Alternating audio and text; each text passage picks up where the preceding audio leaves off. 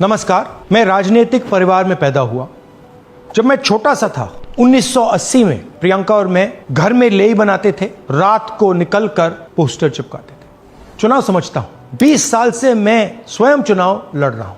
Polling कैसे होती है, पोलिंग बूथ कैसे मैनेज किया जाता है, वोटर लिस्ट, फॉर्म 17, ये सब मैं गहराई से समझता हूं। कुछ समय पहले हमें दाल में काला लगा। चुनाव के नतीजे आते थे, मूड एक तरीके का होता था, रिजल्ट दूसरे तरीके का। मुझे याद है उत्तराखंड में हम चुनाव हारे।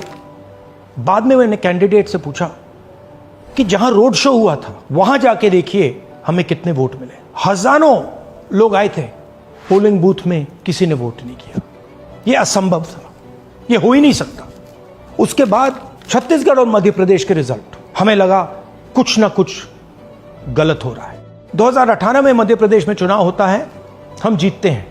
हमारी सरकार चोरी हुई थी। 2023 में चुनाव होता है, मैंने अपने आंखों से भारत जोड़ो यात्रा में देखा, भयंकर एंटी इनकम्बेंसी, और हमें 65 सीट मिलते हैं। इम्पॉसिबल, हो ही नहीं सकता। और फिर महाराष्ट्र में पहली बार हमें सबूत मिला। विधानसभा और लोकसभा के बीच में जादू से नए वोटर आते हैं, और जहां भी इन नए वोटर्स ने वोट किया वहां वोट बीजेपी को गया। महाराष्ट्र चुनाव के बाद जब हमें डाउट हुआ, हमारे गठबंधन के सारे नेताओं ने प्रेस कॉन्फ्रेंस किए और हमने इलेक्शन कमीशन से कहा कि आप हमें वोटर लिस्ट दीजिए, वीडियो रिकॉर्डिंग दीजिए। इलेक्शन कमीशन ने मना किया।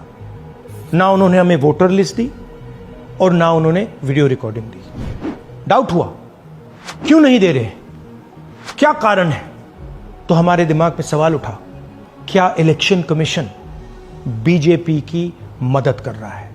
क्या इलेक्शन कमीशन ही इलेक्शन को चोरी करवा रहा है? इसके बाद हमने एक टीम सेटअप की और हमने उन्हें कहा कि आप जाइए, एक कंस्टिट्यूएंसी में जाके ढूंढिए, सच्चाई ढूंढिए, किस प्रकार से चीटिंग की जा रही है, किस प्रकार से यह काम किया जा रहा है और कौन कौन इस काम को कर रहे हैं। सबसे महत्वपूर्ण बात यह है कि इलेक्शन कमीशन डिजिटल डेटा नहीं देता है, फिजिकल डेटा देता है। मतलब लाखों कागज में वोटर लिस्ट दे देगा, मगर डिजिटल वोटर लिस्ट किसी को कभी नहीं देता है। क्यों नहीं देता? कारण क्या है? कारण है कि अगर डिजिटल डेटा मिल जाए तो इलेक्शन कमीशन की सच्चाई पूरे देश को पता लग जाए। हमने टीम को बताया, मैंडेट दी कि आप जाके चेक कीजिए, आप 5-7 सीटों पे पता लगाइए कि चीटिंग हुई, और अगर हुई तो कैसे हुई। टीम ने हमें एक दिन बताया कि 5-7 सीटों पे काम किया ही नहीं जा सकता। क्यों? मैंने उनसे पूछा क्यों नहीं किया जा सकता। उन्होंने मुझे ये कागज दिखाए। ये जो कागज हैं, ये एक लोकसभा के कागज नहीं है, ये एक विधानसभा के कागज है, और इन कागजों को हमने मैन्युअली सॉर्ट करना पड़ा। और पूरा का पूरा काम जो हुआ है, इसमें 6 महीने लगे हैं, और एक असेंबली सीट में हम ये काम कर पाए हैं। क्यों? क्योंकि डिजिटल डेटा नहीं दिया जाता। अगर इलेक्शन कमीशन ने हमें डिजिटल डेटा दिया होता तो हम ये कार्रवाई पूरे देश में, हर लोकसभा में, हर विधानसभा में 15 मिनट में करके दिखा देते। हमारे पास अनलिमिटेड रिसोर्सेज नहीं है, इसलिए हमने ये रिसर्च सिर्फ एक लोकसभा में, एक विधानसभा सीट में की। मगर मुझ में अब पूरा भरोसा है कि ऐसी 100 से ज्यादा सीटें हैं हिंदुस्तान में। जो यहां हुआ है उन सीटों में भी हुआ है। और याद रखिए, अगर बीजेपी को 10-15 सीटें कम आती तो आज नरेंद्र मोदी प्रधानमंत्री नहीं होते, इंडिया गठबंधन की सरकार होती। जांच ने 5 तरीके की चोरी पकड़ी है। डुप्लीकेट वोटर, जिसका मतलब एक वोटर के नाम वोटर लिस्ट में अनेक जगह आ रहे हैं। फेक एड्रेस, मतलब एड्रेस है ही नहीं या फिर house number 0। Bulk voter in single address, मतलब एक छोटे से घर में 40, 50, 60 लोग रह रहे हैं। इनवैलिड फोटोज, छोटी सी फोटो है या फिर फोटो ही नहीं है, और वो जो छोटी फोटो है वो दिखती भी नहीं है। कौन है, किसका चेहरा है, नहीं पता लग सकता। Misuse of form 6। Form 6 first time voters के लिए होती है, मतलब जिनकी एज 18-20 साल की हो, मगर वोटर लिस्ट में 90 साल के लोग फॉर्म 6 का प्रयोग कर रहे हैं। चुनाव में 6,50,000 वोटर थे, उसमें से 1 लाख चोरी के थे। अब मैं आपको 5 उदाहरण देता हूं। यह देखिए, गुरकीरत सिंह डांग, इसका नाम 4 अलग अलग बूथों पे आता है। ये कैसे हुआ और क्यों हुआ? एक और उदाहरण, विशाल सिंह, वाराणसी में वोटर लिस्ट में नाम है और बेंगलोर में 2 बार वोटर लिस्ट में नाम आता है। क्या ये वाराणसी में वोट कर रहे हैं या बेंगलोर में वोट कर रहे हैं या दोनों जगह वोट कर रहे हैं? एक और उदाहरण देखिए, हाउस नंबर 0। तो आपने कभी सुना है हाउस नंबर 0? हमने तो नहीं सुना था, मगर बेंगलोर में हजारों हाउस नंबर 0 हैं वोटर लिस्ट पे। हाउस नंबर 35 की कहानी सुनिए। छोटा सा घर है, ज्यादा से ज्यादा 4 लोग रह सकते हैं, मगर इस 35 में 80 लोग वोटर लिस्ट में रजिस्टर्ड है। ये ईआरओ ने कैसे अप्रूव किया, क्यों अप्रूव किया, पता लगाना है।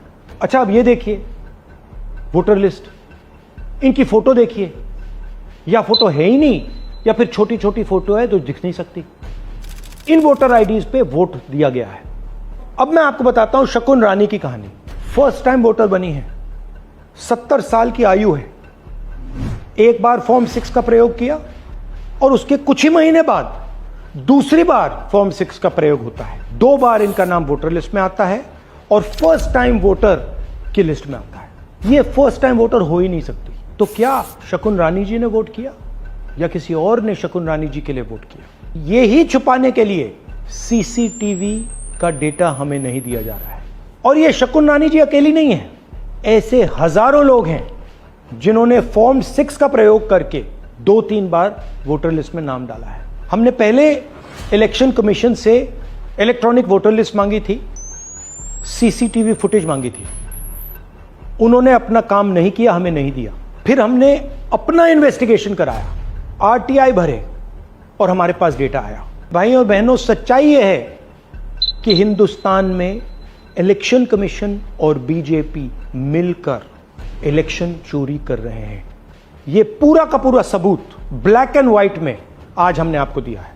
इलेक्शन कमीशन जानता है कि हमने उनकी चोरी पकड़ ली है, इसीलिए एसआईआर आया है। यह एसआईआर जो है इंस्टीट्यूशनलाइज चोरी है। इलेक्शन कमीशन खुलकर बिना डरे बीजेपी के साथ मिलकर चोरी कर रहा है। और ये जो एसआईआर है, इसका लक्ष्य गरीबों का जो हक है, उनका वोट जो है, उनसे चोरी करने का है। मैं आपको एक और बात बताना चाहता हूं। इस पूरी इन्वेस्टिगेशन में हमने वोटर एडिशन को देखा है, मगर जितना एडिशन होता है शायद उससे ज्यादा डिलीशन होता है, सबट्रैक्शन होता है। तो ये सिर्फ एक मेन तरीका हमने पकड़ा है, दूसरे तरीके पे हमने इन्वेस्टिगेशन की ही नहीं है। मैं इलेक्शन कमीशन और इलेक्शन के ऑफिसर्स को साफ कह रहा हूं, आप जो कर रहे हो गलत कर रहे हो, ये ट्रीजन है, देश के खिलाफ है। ये मत भूलिए, टाइम आएगा हम आपको पकड़ेंगे, बचने वाले नहीं हो। It is critical that we expose voter चोरी।